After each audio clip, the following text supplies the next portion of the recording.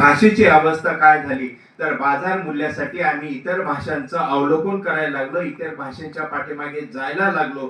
त्यामुळे मराठी भाषांचं माध्यमांच्या ज्या काही मराठी माध्यमांच्या ज्या काही शाळा होत्या त्या शाळा आकर्षण बनल्या आणि आम्ही असं पाहतो की आमच्या मातृभाषेवर गंडांतर यायला लागलेलं होतं. आम्हाला इंग्रजी भाषेचं महत्त्व या उदारीकरणाच्या धोरणामध्ये आम्ही असं पाहतो की या सगळ्याच मुलांना इंग्रजीचं अभ्यास, इंग्रजी बोलावी वाटली, इंग्रजी शिकावी लागली आणि याचा परिणाम आमच्या मातृभाषेवर झालेला आपल्याला बघायला मिळतो. म्हणून सर्वाधिक फटका जर या उदारीकरणाचा बसला असेल, आपण असं म्हणतो या ग्लोबलायझेशनचा बसला असेल, तर तो मातृभाषेला बसलेला आहे, मराठीला बसलेला आहे असं आपल्याला म्हणता येतं. आणि एनईपीच्या नव्या धोरणामध्ये आम्ही असं पाहतो की सरकारने एकीकडे मराठी भाषेला अभिजात भाषेचा दर्जा दिला.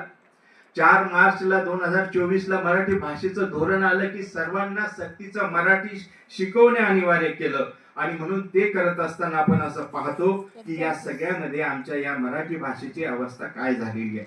म्हणजे 1 मे 1960ला महाराष्ट्राच्या चळवळीमध्ये महाराष्ट्राची स्थापना झाली. मराठीमधून शिक्षण दिलं पाहिजे, ज्ञान निर्मितीच्या प्रक्रियेमध्ये मराठीचा विचार मांडण्याचा प्रयत्न केला आणि हे जेव्हा आम्ही विचार करतो की शिक्षणामध्ये मराठीला प्राधान्य दिलं गेलं पाहिजे, पण आज नव्या शैक्षणिक धोरणामध्ये त्याची काय अवस्था आहे याचा विचार करत असताना 2 नव्या शैक्षणिक धोरणांचा मला तुमच्या समोर ते मुद्दे ठेवलेच पाहिजे.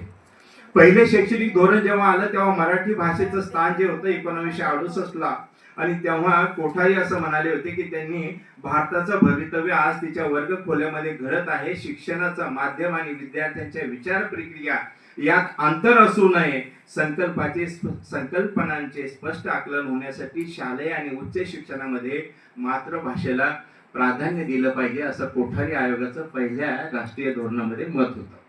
दुसरं धोरण जे आलं ते 1986ला आम्ही असं म्हणतो आणि याच धोरणाने मराठी भाषेची मातृभाषेची गळचेपी आपल्याला केलेली बघायला मिळते. कोठारीच्या आयोगाच्या नंतर जेव्हा हे धोरण आलं 1986ला आणि तेव्हा या धोरणामध्ये शिक्षण व्यवस्थेमध्ये प्रचंड बदल झालेले होते.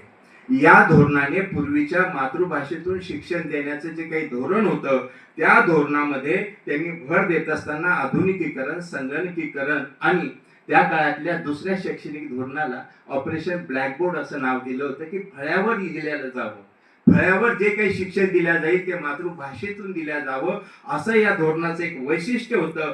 पण याच धोरणामध्ये प्रायव्हेटिलायझेशन जे होतं, खाजगीकरण, खाजगी शाळांना प्राधान्य दिलं पाहिजे हा एक मुद्दा, छिपा अजेंडा ज्याला असं आपण म्हणतो, तो याच्यामध्ये होता आणि दुर्दैवानं तेव्हा खाजगी शाळांचं त्या ठिकाणी पेव फुटलं आणि मग